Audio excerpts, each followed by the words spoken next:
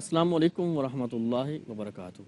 محترم ناظرین، پیس T V Urdu پر ایک فکر انگیز سیریز الحاد اور اسلام پیش کی جا رہی ہے، اور گفتگو ہو رہی ہے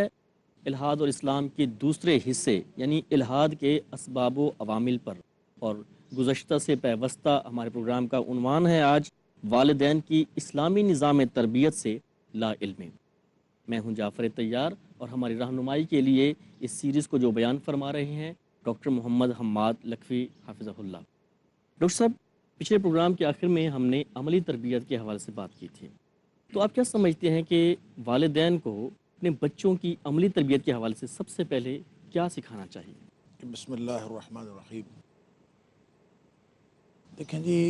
جو فکری کجی ہے یا فکری الحاد ہے، اس کی بنیاد تو پڑتی ہے والدین سے۔ اگر والدین اس میں تربیت میں اپنا کردار ادا کریں اور والدین بچوں کی ذہنی تربیت، ان کی نظریاتی تربیت ان بنیادوں پر کریں کہ جو اسلام نے بتائی ہیں، اور جس میں سے کچھ کا تذکرہ ہم نے پچھلے پروگرام میں کیا، جی تو ان سارے اصولوں کے اوپر ایک ایسی شخصیت ڈیولپ ہوتی ہے جو نہ صرف زندگی کی ساری تلخیوں کا مقابلہ کرنے کے لیے تیار ہوتی ہے، بلکہ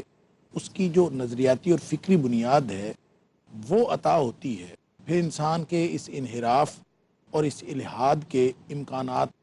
تقریباً ختم ہو جاتے ہیں۔ اس لیے اسلام جو ہے وہ سارے کے سارے سٹیپس وہ بتاتا ہے۔ نظریاتی تربیت بھی کرنی ہے، ابھی بچہ بولنا شروع کیا ہے، اس کو لا الہ الا اللہ سکھانا ہے۔ پہلا اس کو نظریاتی سبق یہ دینا ہے کہ لا تشرک باللہ، اللہ کے ساتھ کسی کو شریک نہیں ٹھہرانا۔ تو یہ جب نظریاتی تربیت کا ایک مرحلہ تقریباً مکمل ہوتا ہے، یعنی بچہ 7 سال کی عمر کو پہنچتا ہے، تو جو سب سے پہلا عملی حکم ہے وہ نماز کا دیا جاتا ہے۔ نبی کریم صلی اللہ علیہ وآلہ وسلم نے فرمایا کہ جب بچہ 7 سال کی عمر کا ہو جائے تو ان کو نماز کا حکم دو، اور اگر 10 سال تک، یعنی یہ 7 سال سے 10 سال کا جو عرصہ ہے، اس میں اس کو عادت نہیں پڑتی آپ کے کہنے کے باوجود، اور عملی طور پر اس کا بار بار جو آپ اس کو تلقین کرتے ہیں کے باوجود اس کو عادت نہیں پڑتی، تو فرمایا کہ پھر ان کو مارو۔ 10 سال پہ جا کے گویا پہلا مرحلہ تربیت کا، عملی تربیت کا، وہ کسی حد تک اختتام پذیر ہوتا ہے، اور وہاں سے عملی اظہار کا آغاز ہوتا ہے۔ تو گویا جو اللہ کی اطاعت کا ایک نظام دیا تھا، اور اس میں یہ بات ذہن میں رہنی چاہیے کہ اطاعت بڑوں کی بھی کرنی ہے، عزت بڑوں کی بھی کرنی ہے، والدین کی اطاعت بھی کرنی ہے، لیکن نظریاتی تربیت کے اندر یہ بات شامل ہے کہ لا طاعت لمخلوق فی معصیت الخالق، کہ جس معاملے میں اللہ کی نافرمانی ہوتی ہو، وہ چاہے آپ کے والدین ہی ہوں، یعنی مخلوق میں سے سب سے بڑا حق والدین کا ہے،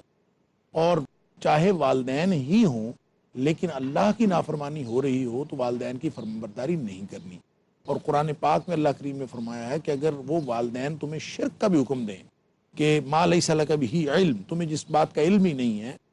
تو فلا تطعہما، یہ بات تو ان کی نہیں ماننی، اس لیے کہ یہ بنیادی اصول اطاعت کے خلاف ہے۔ وہ جو درجہ بندی کا شعور دیا تھا حقوق میں کہ سب سے بڑا حق اللہ کا ہے، اور پھر نبی کریم صلی اللہ علیہ وسلم کا حق ہے، اور اس کے بعد والدین کا حق، اور اگر اس ترتیب کو، اس درجہ بندی کو وہ تسلیم نہیں کرتا اور اس کو یہ شعور ہی نہیں دیا گیا، تو اس کا مطلب ہے الحاد تو اس کی بنیادوں میں آ گیا، فکری طور پر پہلے دن سے الحاد شروع ہو گیا۔ اور اگر وہ اس کو تسلیم کرتا ہے جی اور پھر والدین اگر حکم دیں تو ہمارے کہ ان کی بات نہیں ماننی، فلا تطعہما، لیکن وصاحبہما فی الدنیا معروفا، دنیاوی معاملات میں پھر بھی ان سے حسن سلوک کرنا ہے۔ یہ تو ہو گئی نظریاتی تربیت کے تمام مراحل اور اس کی درجہ بندی۔ اب اللہ کے حق کا جو سب سے بڑا حق تو اللہ کا ہے، اس کا جو پہلا عملی اظہار ہے وہ نماز ہے، اور نماز کے اوپر پہلے حکم ہے، پھر اس کے بعد سختی۔ سوال یہ پیدا ہوتا ہے کیوں، یعنی نماز ہی سب سے پہلا مرحلہ کیوں؟ حالانکہ جب ہم فرائض کی فلسفی دیکھتے ہیں اور فرائض کی حکمت دیکھتے ہیں تو کسی بھی شخص کے اوپر اس وقت تک ساری احکام کی فرضیت عائد نہیں ہوتی جب تک وہ بلوغت میں، سن بلوغت میں قدم نہیں رکھتا، قدم نہیں رکھتا، بالکل ایسے جبکہ نماز کا معاملہ یہ بالکل مختلف ہے۔ بلوغت سے پہلے ہے، بچپنے سے ابھی ہی۔ بچہ جو ہے وہ 7ویں سال میں ہوا ہے تو اس کو نماز کا حکم دو، 10ویں سال کا اب بھی بلوغت کی عمر کو نہیں پہنچا بالکل لیکن ایسے۔ اس کو سختی کرنی کیوں؟ وجہ یہ ہے جی کہ نماز سے اسلام کی ابتدا بھی ہوتی ہے اور نماز سے اسلام کی انتہا بھی ہوتی ہے۔ کیا بات. یعنی اسلام میں جتنی روحانیت ہے اور جتنی للہیت ہے اس کی ابتدا بھی نماز ہے اور اس کی انتہا بھی نماز ہے. ٹھیک ہے. یوں کہہ لیجئے کہ انسان اگر اللہ کا قرب چاہتا ہے تو اس کی ابتدا اس کو نماز سے کرنی پڑے گی، اور اگر وہ اللہ کے قرب کی انتہا چاہتا ہے تو بھی اس کو نماز پڑھنی پڑے گی. صلی اللہ علیہ نبی پاک وسلم. صلی اللہ علیہ وسلم نے فرمایا کہ انسان سب سے زیادہ قریب اللہ کے اس وقت ہوتا ہے وہ ہوا ساجد، جب وہ سجدے کی حالت میں ہوتا ہے. تو اس کا مطلب یہ ہوا کہ ابتدا بھی یہی ہے اور انتہا بھی یہی ہے. اور بندگی اور عبودیت کا سب سے پہلا جو عملی اظہار ہے وہ نماز ہے کہ اس کے اندر بہت سارا سمبولیکلی یعنی علامتی طور پر پوری کائنات جو اللہ کی اطاعت کر رہی ہے اس کا جو شعور اطاعت ہے وہ اللہ تعالیٰ نے اس نماز کے عمل میں رکھ دیا. مثلا جمادات ہیں وہ پڑھیں، اس کو سجدہ تصور کر لیجئے، اور جو نباتات ہیں وہ کھڑے ہیں ان کو قیام تصور کر لیجئے. یعنی پوری کائنات کو اللہ کی بندگی پر لگایا گیا ہے، اور اس بندگی کو اگرچہ وہ شعور تو نہیں رکھتے لیکن ان کو بندگی پر اس طرح سے لگایا ہے کہ جس کام پہ ان کو لگایا وہی کام وہ کر رہے ہیں. سورہ نور میں اللہ تعالیٰ نے فرمایا یہ نمازیں پڑھتے ہیں، کائنات کی ساری چیز نمازیں پڑھتی ہے، کائنات کی ہر چیز تسبیح بیان کرتی ہے. فرمایا الم تر ان اللہ یسبح لہ من فی السماوات والارض، زمین و آسمان کی ہر چیز جو ہے وہ اللہ کی تسبیح بیان کرتی ہے. اور فضاؤں میں اڑنے والے جو پرندے ہیں وہ بھی جانتے ہیں. کیا بات. اور آگے فرمایا کل قد علم صلاتہ و تسبیحہ، کائنات کی ہر چیز کو، ہر پرندے کو، ہر وجود کو یہ علم ہے کہ انہوں نے نماز کیسے پڑھنی ہے، انہوں نے تسبیح کیسے کرنی ہے. لیکن وہ انسان نہیں جانتا. اب انسانوں کو جس نماز کا حکم دیا ہے اس میں نباتات کا قیام بھی آ گیا، اس میں جمادات کا سجدہ بھی آ گیا، اور حیوانات کا رکوع بھی آ گیا. یعنی جتنی انواع اس دھرتی پر موجود ہیں مخلوقات کی، تمام انواع کا جو اجتماعی شعور اطاعت ہے وہ اللہ کریم نے انسان کے اس ایک عمل میں رکھ دیا ہے جس کا نام نماز. یہ اس کا عملی اظہار ہے. لہذا بچے کو جو سب سے پہلا حکم ہے وہ نماز کا ہے. اور جو بچے نماز نہیں پڑھتے اور جن بچوں کو نماز کا شعور نہیں دیا جاتا اور جن بچوں کو اللہ کی اطاعت کے اس نظام کے ساتھ وابستہ نہیں کیا جاتا، پھر ظاہر سی بات ہے ان کے اندر صرف فکری ٹیڑھ اور کجی اور فکری انحراف نہیں رہتا، بلکہ ان کے اندر جو ہے وہ عملی انحراف بھی آ جاتا ہے، اور یہیں سے الحاد کی ابتدا ہوتی ہے. عملی تربیت کی بات ہو رہی ہے. آپ نے فرمایا کہ 7 سال کی عمر میں بچے کو جو ہے وہ حکم دیا جاتا ہے نماز. 10 سال کی عمر میں جب بچہ پہنچتا ہے اگر نماز نہیں پڑھتا تو آپ اس پہ سختی کریں، آپ اس کو کہتے ہیں. یہ کیا کہنا، اچھا وہ نماز کیسے پڑھیں گے، یہ وہ کہاں سے سیکھیں گے؟ مطلب والدین اگر خود بھی نہیں پڑھتے تو ان کو خالی حکم کرتے ہیں تو اس طرح کس طرح تربیت ہوگی؟ دیکھیں، والدین کو اللہ تعالیٰ نے بچوں کی تربیت کا ہر طرح سے نگران بنایا ہے، اور جب ان کو وہ نظریاتی تربیت دیں گے تو پھر تو کہنے سے بہت سارا فرق پڑ سکتا ہے. لیکن جب عملی تربیت کی بات ہے تو جس پر والدین خود عمل پیرا نہیں ہیں وہ بچوں کو کیسے کہہ سکتے ہیں؟ اور وہ سارا شعور جس کی بات ہم کر رہے ہیں کہ بچوں کو شعور دینا چاہیے، بچوں کو پوری زندگی کے لیے ایک لاہ عمل وہ بچپن سے ہی دے دیا جانا چاہیے، اور اسلام جو تربیت کے اصول دیتا ہے وہ سارے تربیت کے اصول تو دھرے کے دھرے رہ جائیں گے اگر والدین خود اس پر عمل نہیں کر رہے. اور والدین اگر خود عمل نہیں کرتے تو ظاہر ہے پھر تو بچوں کی تربیت کی جا سکتی ہی نہیں. اور بچوں کی تربیت کرنی کس لیے ہے؟ وہ الحاد سے بچانے کے لیے. اور اگر والدین خود ایسے طرز فکر و عمل پر ہیں جو الحاد پر مبنی ہے تو وہ بچوں کو ملحد ہی بنائیں گے، بچوں کو الحادی فکر ہی دیں گے، بچوں کو الحادی عمل کی طرف ہی لے کے جائیں گے. وہ کبھی بھی بچوں کو راست فکر نہیں دے سکتے. جی بالکل، کیونکہ بچے وہ نہیں کرتے عموماً بالعموم جو والدین کہتے ہیں، بلکہ بچے عموماً وہ کرتے ہیں جو والدین کرتے ہیں. ہاں یہ بات ٹھیک ہے کہ والدین کا عمل جو ہے بچے سب سے بڑی انسپریشن، دیکھیں بچوں کے لیے جو سب سے بڑی انسپریشن ہے وہ تو ان کے والدین. یعنی بچے کے لیے ابتدا سے لے کر دنیا کا سب سے طاقتور انسان اس کا والد ہوتا ہے.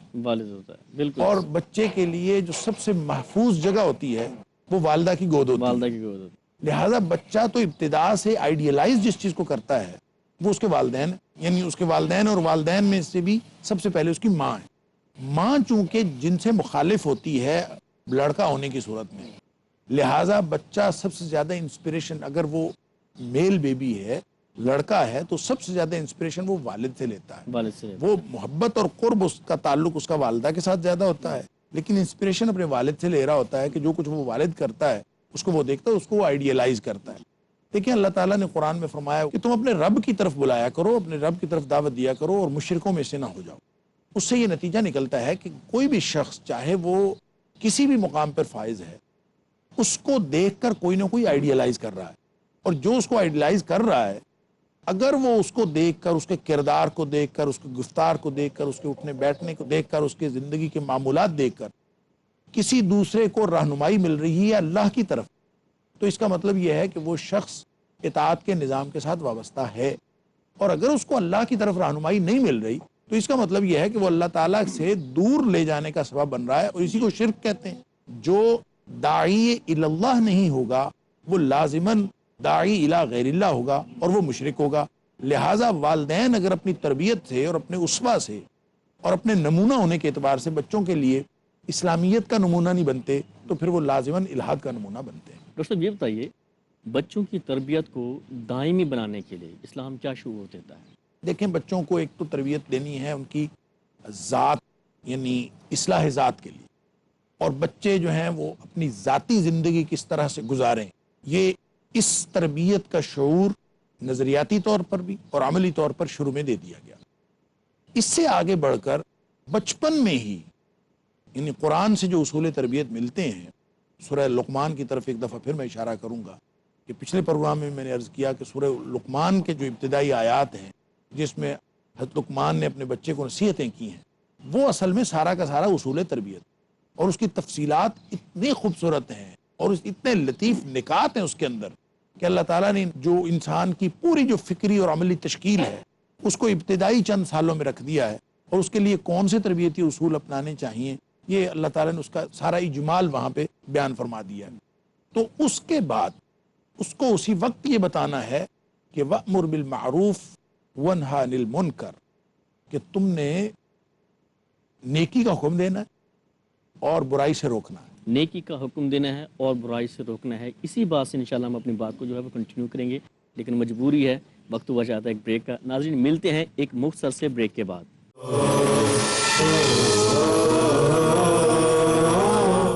السلام علیکم ورحمۃ اللہ وبرکاتہ۔ اپنے پروگرام میں ایک مرتبہ پھر آپ کو خوش آمدید کہتا ہوں۔ بریک سے جانے سے قبل ڈاکٹر صاحب فرما رہے تھے کہ نیکی کا حکم اور برائی سے روکنا۔ جی ڈاکٹر صاحب۔ دیکھیں یہ نیکی کا حکم دینا اور برائی سے منع کرنا یہ بچے کی تربیت کے حوالے سے بڑی مضحکہ خیز بات لگتی ہے کہ بچہ ہے ابھی وہ اپنی سن شعور کو نہیں پہنچا ہے اور اس کو آپ تربیت کے مراحل سے گزار رہے ہیں، اور اس کی نظریاتی اور فکری تربیت میں اور اس کی عملی تربیت میں اس کی بات شامل کریں کہ وہ نیکی کا حکم دے اور برائی سے روکے، یہ اس کی ذہنی سطح اور اس کی عمر کی سطح کے اعتبار سے یہ بہت بلند ہے۔ یہ بات مضحکہ خیز لگتی ہے۔ حقیقت بات یہ ہے کہ اس تصور سے جو اس کی ابتدا سے ہی اس کے قلب و ذہن کے اندر کمیونیکیٹ کرنا ہے، اس سے جو نتائج اسلام اخذ کرنا چاہتا ہے وہ اس کے باقی پوری زندگی کے اندر ہے، کہ جب اس کو بچپن میں یہ پتہ چل جائے گا کہ مجھے برائی سے منع کرنا ہے، اس کو بچپن میں معلوم ہوگا مجھے نیکی کا حکم دینا ہے، تو یہ تو ایک ایسا آٹومیٹک پروسیس ہے، برائی سے روکنا اور نیکی کا حکم دینا یہ ایک ایسا آٹومیٹک پروسیس ہے کہ جس بچے کو ابتدا سے پتہ چل گیا میں نے روکنا ہے اور برائی سے روکنا ہے اور نیکی کا حکم دینا ہے، تو وہ خود کس طرح سے برائیوں میں مبتلا ہو سکتا ہے اور خود کس طرح سے وہ نیکیوں سے پیچھے رہ سکتا ہے، یہ اس کی مجبوری بن جائے گی، اس کے کردار کا حصہ بن جائے گا کہ جہاں کہیں وہ برائی دیکھے گا وہ تڑپ اٹھے گا، اور وہ تو ایک کردار کے اعتبار سے ایک بالکل برہنہ تلوار بن جاتا ہے۔ کوئی آدمی اگر اہل خانہ کو، اپنے بہن بھائیوں کو، اپنے والدین کو یا کسی کو بھی وہ نیکی کا حکم دیتا ہے، کہتا ہے کہ نیکی کرو، برائی سے روکتا ہے یہ برائی ہے، یہ نہ کرو، یہ نہ کرو، یہ نہ کرو، وہ تو پورے گھر کی نگاہوں کا مرکز ہوتا ہے،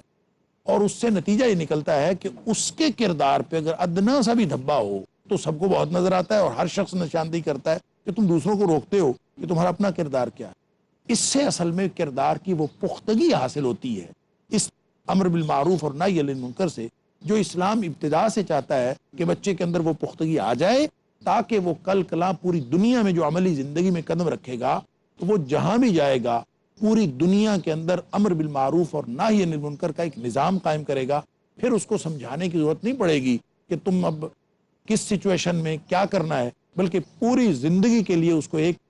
ضابطۂ عمل اور ایک صراط مستقیم مل جائے گا۔ جی، تربیت کا شعور، بچوں کی تربیت کا شعور، اس کا ابلاغ کیسے کیا جانا چاہیے؟ بچہ جو تربیت اپنے والدین سے حاصل کرتا ہے اس کو بچپن میں ہی یہ شعور دے دیا جاتا ہے کہ یہ تربیت اس طرح سے جامد تربیت نہیں ہے کہ جو تم نے اپنے والدین سے حاصل کی تم اس کو اپنے تک محدود رکھو، بلکہ اس کو ابتدا سے ہی امر بالمعروف اور نہی عن المنکر کا تصور دے کے اس کو یہ شعور دے دیا جاتا ہے کہ یہ ایک کنٹینیوٹی رہنی چاہیے، ایک یہ ابلاغ کا سلسلہ جاری رہنا چاہیے۔ آج والدین تمہاری تربیت کر رہے ہیں، کل کو تم نے پورے معاشرے کے اندر اس کو پھیلانا ہے، تو یہ جو ابلاغ کا شعور ہے یہ از خود اس تربیت کے اندر شامل ہے جو تربیت والدین اس کو دیتے ہیں۔ بنیادی اصولوں پر ہمیشہ قائم رہنے کا شعور، یہ بھی بچوں کی دیکھیں یہ اسی میں سے ہے جو سورہ لقمان میں وَأْمُرْ بِالْمَعْرُوفِ وَانْهَ عَنِ الْمُنْکَر کے اندر فرمایا کہ وَاصْبِرْ عَلَى مَا أَصَابَكَ۔ اب اندازہ فرمائیے کہ بچہ جو ہے وہ تو کوئی مصیبتیں نہیں جھیل رہا اور وہ تو کوئی مصیبتوں کا سامنا نہیں کر رہا، وَاصْبِرْ عَلَى مَا أَصَابَكَ، کہ زندگی میں تلخ ترش واقعات آنے ہیں، زندگی کے اندر تلخ ترش حقیقتوں کا سامنا کرنا پڑے گا، کتنی مشکل سچویشنز آئیں گی، کتنی خوشی کے مقامات آئیں گے، کتنے غمی کے مقامات آئیں گے، ان تمام کے لیے ایک شعور یہ دیا جا رہا ہے کہ وَاصْبِرْ عَلَى مَا أَصَابَكَ، مصیبتوں پہ صبر کرنا، تو صبر کا مطلب ڈٹ جانا ہوتا ہے، ڈٹ جانا ہو۔ یعنی مستقل اس تربیتی شعور پر جو وہ والدین سے حاصل کر رہا ہے اس کو لے کر وہ پوری زندگی اسی صراط مستقیم پر قائم رہے، جو کچھ بھی رکاوٹ بنتا ہے اس کو وہ اپنے اس عزم کے ساتھ ڈٹ کے جھیل جائے جس کا نام صبر ہے۔ یعنی کسی موقع پر اس کو کوئی کام کرنے سے رکنا ہوگا اللہ اور اس کے رسول صلی اللہ علیہ وسلم کے حکم کے لیے، کسی موقع پر اس کو ٹکرا جانا ہوگا اللہ اور اس کے رسول صلی اللہ علیہ وسلم کے حکم کے لیے،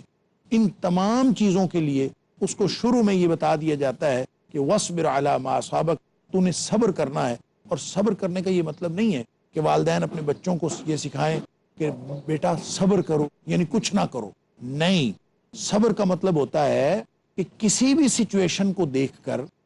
جو انسان کے اندر فطری رد عمل پیدا ہوتا ہے، کسی بھی سچویشن میں انسان کو جو فطری رد عمل پیدا ہوتا ہے اس رد عمل کو روک لینا اللہ کے حکم کی وجہ سے، یہ صبر ہے۔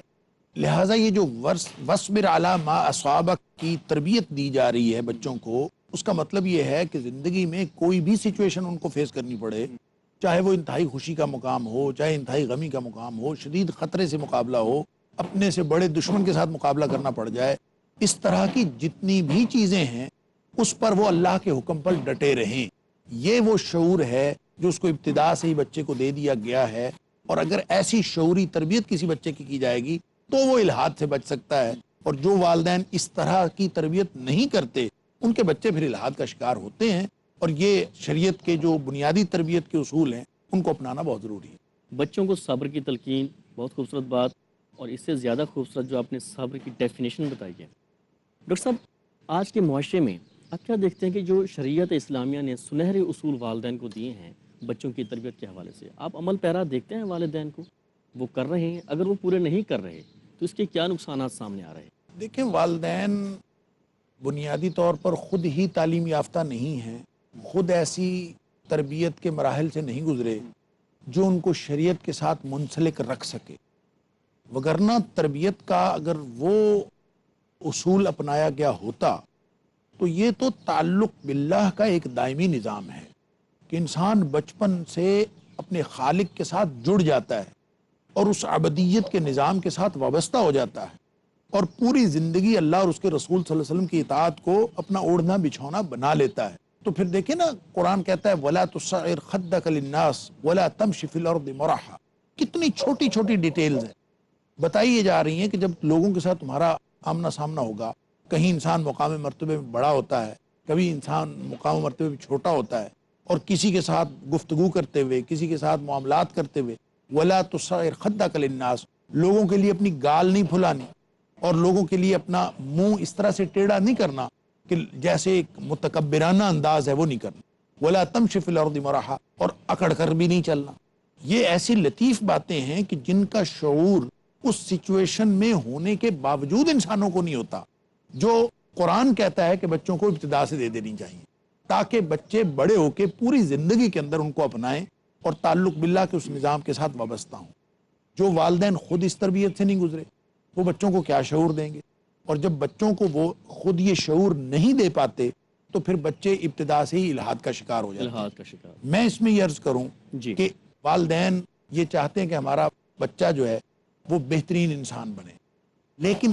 تعلیم و تربیت کا بندوبست نہیں کرتے۔ وہ اس کو انجینئر بنانا چاہتے ہیں، اس کو ڈاکٹر بنانا چاہتے ہیں، بڑا سائنسدان بنانا چاہتے ہیں، بہت بڑا آدمی بنانا چاہتے ہیں، لیکن ان کو یہ نہیں معلوم کہ ایک اچھا انسان بنانے کے لیے اور اس کی فکر کو اور اس کے عمل کو کسی بھی کجی ٹیڑھ اور الحاد سے بچانے کے لیے اس کو جو بنیادی وحی اور اطاعت کے نظام کے ساتھ وابستہ کرنا ہے وہ گھر سے وابستہ کر کے اس کو چھوڑیں گے میدان عمل میں تو وہ رہے گا۔ اور اس کے لیے میں عرض کیا کرتا ہوں کہ والدین کی ذمہ داریوں میں کم از کم یہ بات ہے کہ وہ ان کو قرآن کی بنیادی تعلیم دیں، قرآن پاک کی بنیادی تعلیم کے ساتھ، یعنی قرآن وہ ترجمے کے ساتھ، مفہوم کے ساتھ سوچ سمجھ کے پڑھ سکے اور اس کو یہ معلوم ہو کہ قرآن مجھے کیا کہتا ہے۔ اور اس کے علاوہ کوئی ایسا مجموعہ حدیث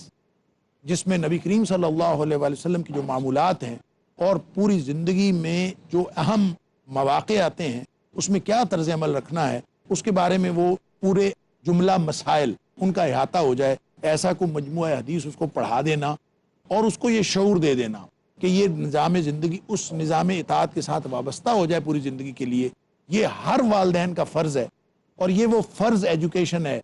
جس کے بارے میں نبی پاک صلی اللہ علیہ وسلم نے فرمایا تھا طلب العلم فریضۃ علی کل مسلم، کہ یہ ہے وہ العلم جس کا سیکھنا ہر مسلمان کے لیے فرض ہے، اور والدین کو چاہیے کہ یہ بنیادی تعلیم ہر بچے کو دے دیں، پھر انشاءاللہ وہ جہاں بھی جائے گا، وہ جس بھی اسپیشلائزیشن میں جائے گا، وہ ایک انتہائی مخلص، خیرخواہ اور اس پوری انسانیت سے پیار کرنے والا، انسانوں کے علاوہ مسلمانوں سے پیار کرنے والا اور پوری دنیا کے اندر ایک مفید انسان بنے گا۔ اگر ایسا شعور رکھنے والا انسان جائے گا تو الحاد سے اس کو بچایا جا سکتا ہے، وگرنہ پھر ہمارے گھر گھر کے اندر تربیت کا جو نظام ہے، جو تربیت ہم بچوں کو دے رہے ہیں، تو پھر یہ کبھی ہم اس سے بچ نہیں سکتے۔ اور یہ جو تعلیمی اداروں کے اندر اور مختلف جگہوں پہ مسلمانوں کے اندر ایتھیزم کا اور الحاد کا اور دہریت کا جو رواج ہو رہا ہے، پھر اس کو روکا نہیں جا سکتا۔ ناظرین، والدین کی اسلامی نظام تربیت سے لا علمی، یہ تھا ہمارے آج کے پروگرام کا عنوان جو آپ نے ملاحظہ کیا۔ الحاد اور اسلام کی سیریز جاری ہے، اس کے جو اگلے مراحل ہیں الحاد کے اسباب و عوامل پہ مبنی، انشاءاللہ آپ کے سامنے انہیں پیش کریں گے۔ تب تک کے لیے ڈاکٹر صاحب کا میں شکریہ ادا کرتے ہوئے آپ سے اجازت چاہتا ہوں۔ السلام علیکم ورحمۃ اللہ وبرکاتہ۔